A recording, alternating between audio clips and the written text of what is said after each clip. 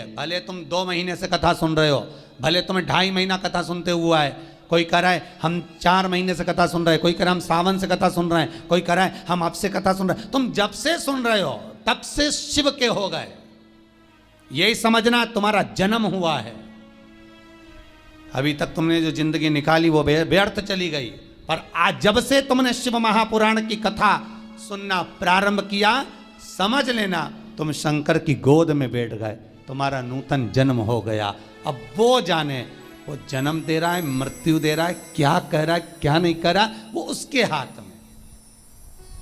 और निवेदन करूंगा, गाड़ी का एक्सीडेंट हुआ कोई बात नहीं, गाड़ी तो फिर आ जाएगी, बाबा फिर करुणा कर देगा, पर जान है तो जहान है। बाबा ने तुम्हें तो बचा लिया, खरोच तक नहीं आई, कृपा तो हुई ना बाबा की, बहुत है,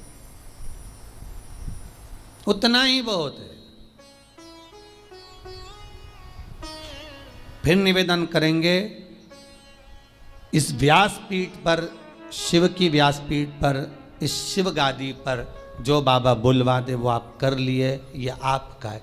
नीचे उतरने के बाद हमसे कुछ पूछो, हम कुछ बताने के लायक नहीं है, हम तो आपके जैसे हैं, साधारण मनुष्य। ना हम कोई विद्या जानते हैं, ना हम कोई हम ज्योतिषी जानते हैं, ना हम कोई विद्या हमको नहीं आती। हम तो केवल एक बात जानते हैं कि शंकर हमारा है और हम शंकर के, शिव के सिवा हमारा कुछ नहीं, कुछ नहीं। बाबा ने कृपा करी है, बोलने के लायक बनाया है। हो सकता है बाबा को सबके दुख हरना होगा, इसलिए इन वाणी से कथा खिलवा रहे हैं, और आप कर रहे हो, सुन रहे हो, और अपनी जिंदगी को संवार रहे हो, अपने जीवन को बना रहे हो। कि मिट्टी को लोग लेकर आते हैं और गोपी चंदन बनाते हैं और सिर पे लगाते हैं, गोपी चंदन बस वहीं की मिट्टी से बनता है।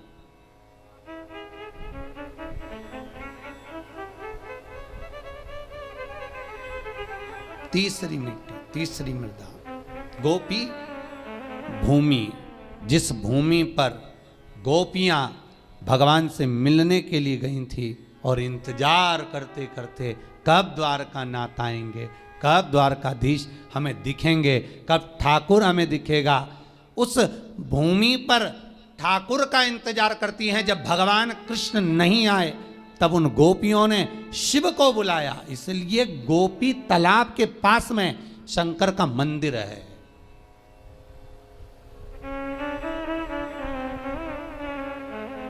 गोपीनाथ शिव,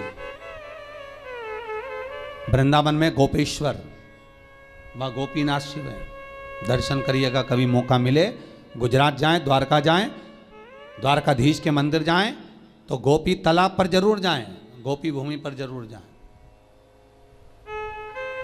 इंतजार करती है, जब कृष्ण नहीं आए तब गोपियां शिव को पुकारी, भगवान शंकर एक गोपी का रूप रखकर है। 2 बार मेरा शंकर गोपी बना है, एक वृंदावन की रज में गोपेश्वर महादेव, दूसरी बार इन गोपियों के बीच में सांत्वना देना, पहली सूर्य कुंड, दूसरी जहाँ गौ माता बनती हो वहाँ की मिट्टी, तीसरी है गोपी भूमि, जहाँ पर गोपियाँ भगवान को पुकार रही हैं, रो रही हैं, बिलक रही हैं भगवान से मात्र एक बार मिलने के लिए, कि एक बार भगवान से केवल मिलन हो जाए, एक बार उनका दर्शन हो जाए, एक बार उनसे मिल जाए। भगवान नहीं आए,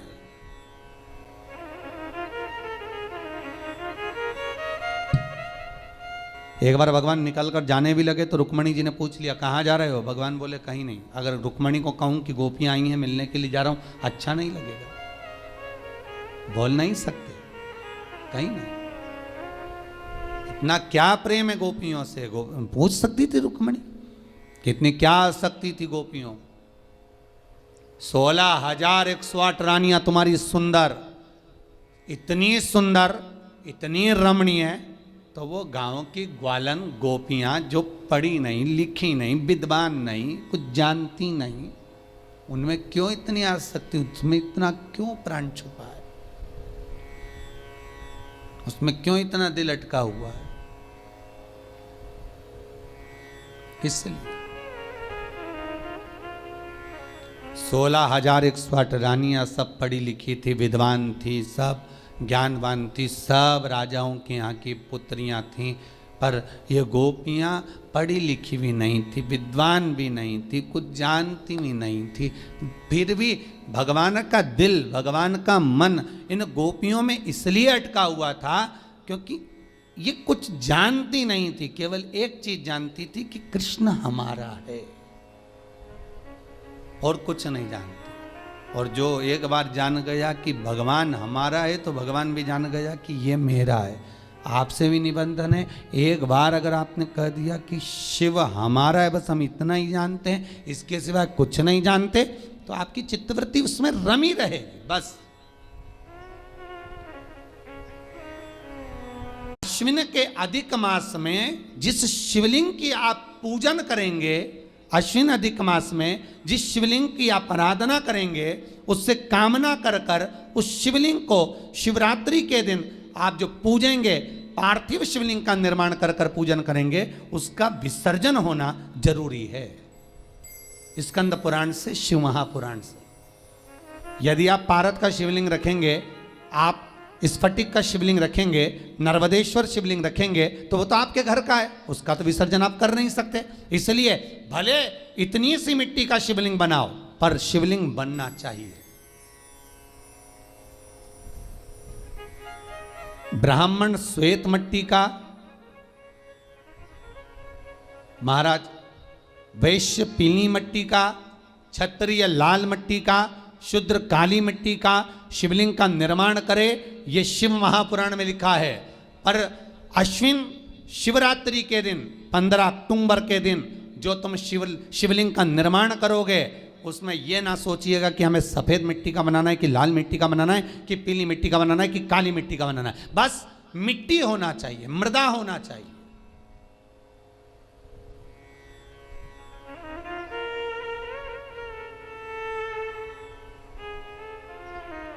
बस मिट्टी हो, मृदा हो।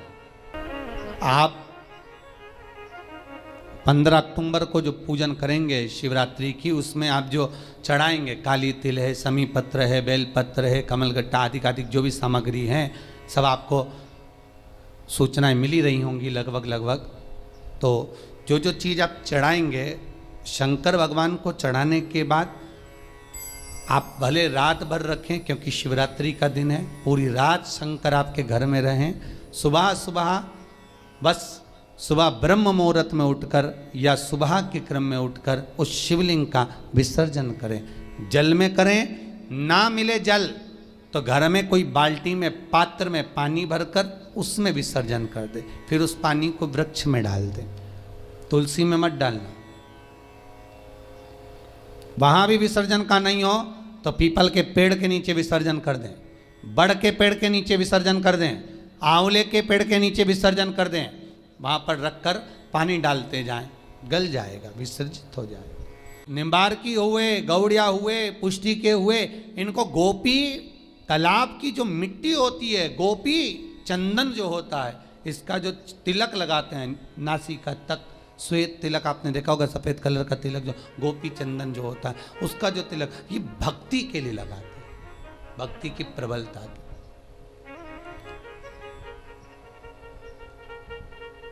अब भले ये कहें कि हम शंकर को नहीं मानते, हम शिव जी का स्मरण नहीं करते, पर गोपी तालाब की भूमि गोपी चंदन को लगाया तो शंकर का स्मरण तो हुआ है ना, उसमें साथ में शिव तो है।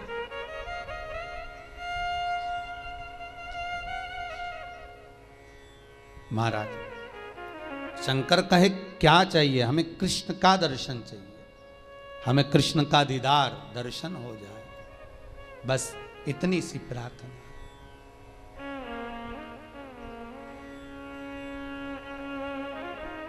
हमें एक बार उनसे मिलन हो जाए। नीन लड़े गिरधारी से मैं उनकी हो गई।